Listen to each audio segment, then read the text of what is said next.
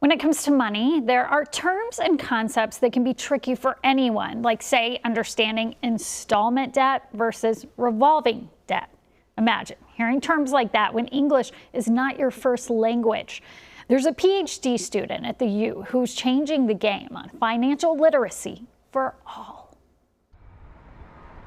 I want you to look for their credit score.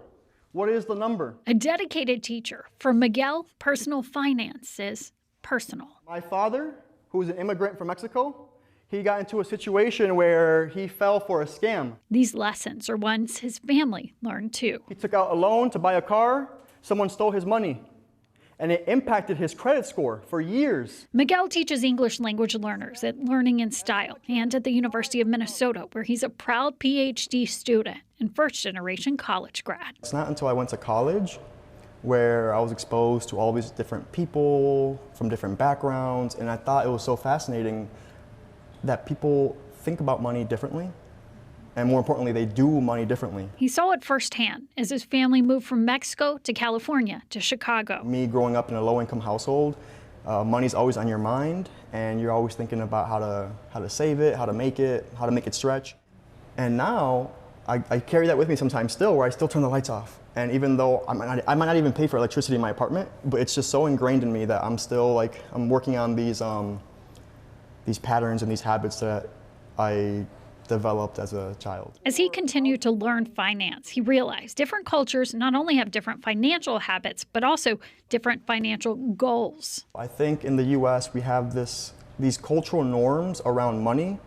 We're so big on personal responsibility, self-sufficiency, independence, that tend to contrast with the experiences and values that people from more collectivist cultures bring with them to the United States.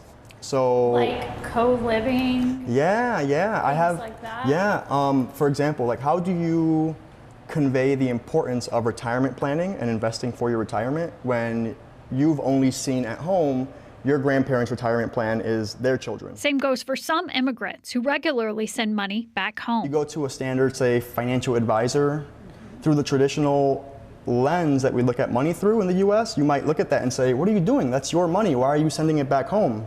That's money that you're not using. That's money that you can't access.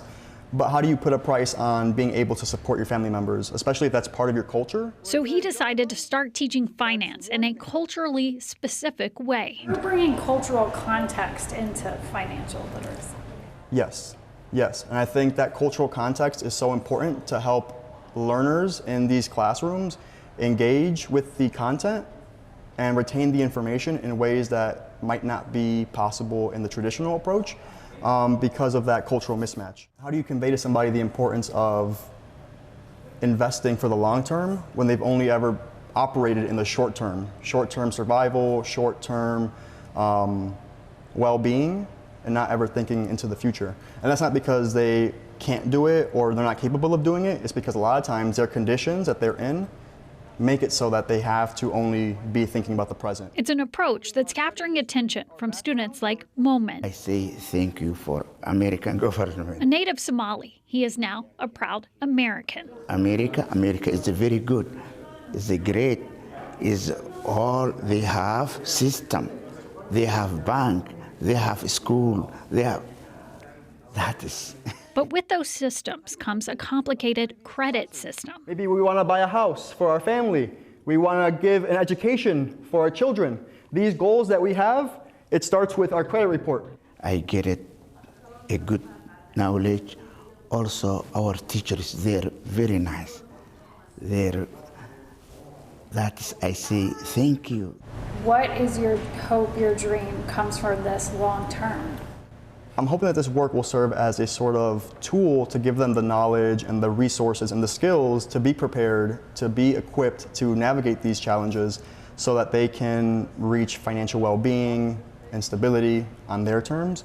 For generations. Yeah. And his mission is well underway by sharing a new kind of financial goal. He's thankful for it. Huh? Yes, I think. I say thank you.